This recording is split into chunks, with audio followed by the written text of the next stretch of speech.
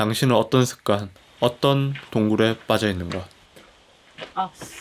공간 아니 환경은 나의 의지보다 강하다. 그래서 나는 이 동굴을 갈아엎기로 했다.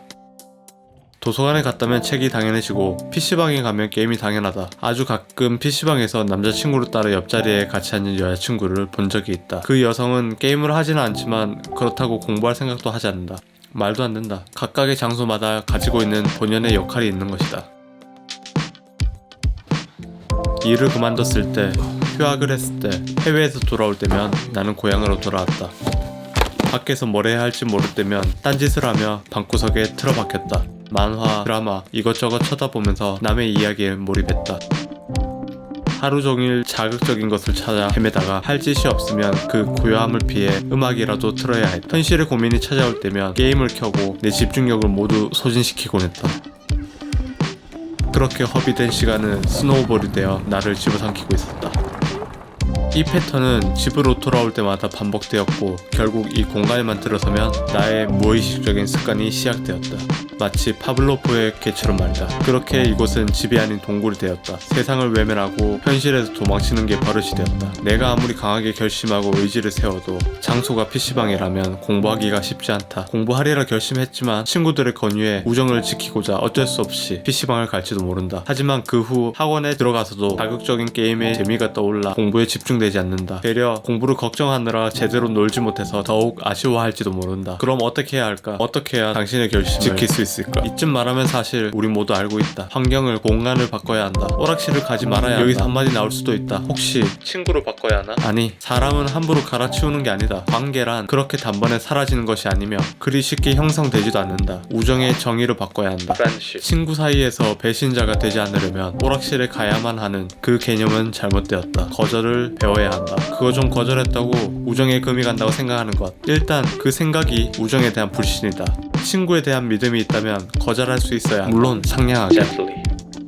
상대를 거절하는 게 아니라는 것을 전달해야 한다. 다시 돌아가서 의도에 맞지 않은 공간에서 목표를 이루기는 쉽지 않다. 의지가 우선이지만 환경도 그만큼 중요한 것이다. 나는 거절해야 할 것이 너무 많다. 그래서 나는 이 동굴을 갈아엎기로 했다.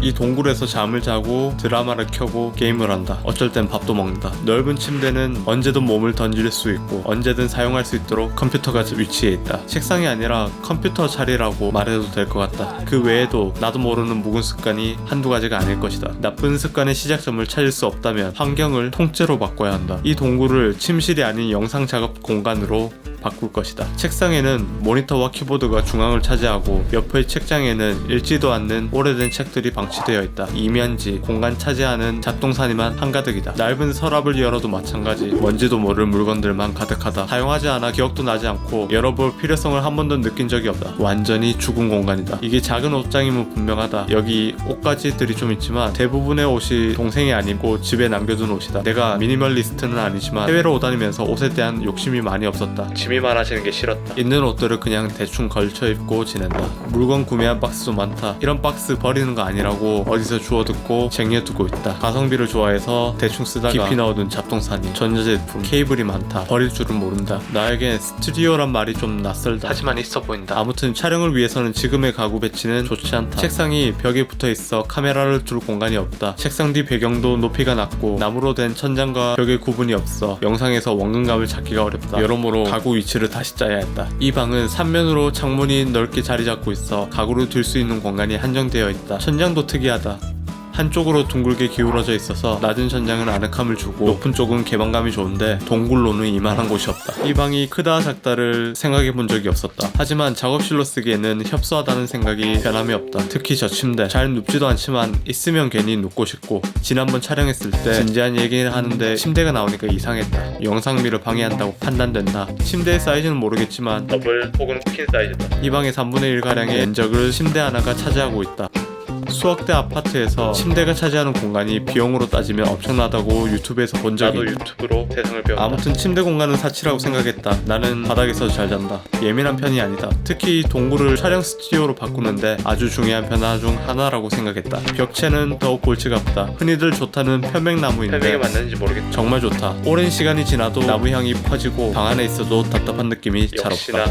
최적의 동굴이다. 나무 껍데기가 아닌 속살로 이루어진 벽체는 세월이 갈수록 붉은기를 발산하여 자연스러운 멋이 나무 특유의 앤틱한 멋이 있다. 하지만 촬영에는 좋지 않다. 노란 톤의 세월이 묻은 붉은기는 피부톤과 비슷하다. 벽부터 천장, 바닥도 어느 각도에서 촬영을 해도 얼굴과 배경 공간이 색채가 구분이 되지 않는다. 많은 방안들을 고민했으나 침대를 치우고 나서 자리를 옮긴 가구는 정작 책상 하나뿐이다. 동생이 사용할 때부터 수많은 고민과 시도 끝에 사용하던 구조라서 이 방의 형태는 최적화된 세팅이었던 것 같다. 내가 한 것은 잡동사니를 치우고 자리를 비운다는 정도였다. 처음부터 커다란 짐덩어리를 버린다거나 개조할 것은 크게 없었나 보다. 이곳은 나의 동굴이었다. 그 자리에서 떠나지 못하고 있는 것은 변함이 없다. 하지만 침대가 없어지니 공간의 무드가 확연히 달라졌다. 스튜디오라고 멋지게 차린다는 게 아니다. 새로운 물건이나 가구를 구매하지 않았다. 그저 있는 것에서 할 수 있는 최대한의 변화를 모색했다. 내 실천에 주저함이 없도록 중요한 것, 내 행동을 부를 수 있는 자극적인 물건을 밖으로 꺼냈다.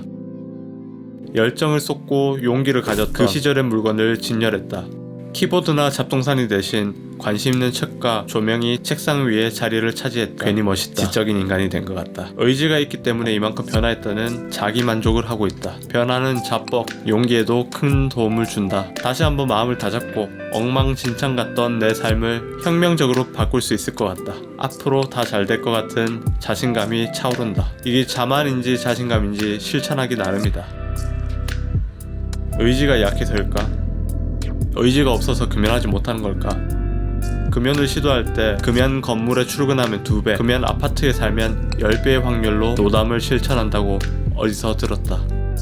침착맨은 본인의 흡연 증거에 1000만 원의 현상금을 걸었다. 환경을 바꾸는 것, 그 노력 자체가 의지의 표출이다. 무엇이 그토록 당신을 지치게 만드는가? 대체 무엇 때문에 게임으로 세상을 외면하고 쇼핑으로 그 공허함을 채우려고 하는가? 그게 좋아서 거기에 머무르고 있는 거 아니지 않나? 당신은 어떤 습관, 어떤 동굴에 빠져 있는가?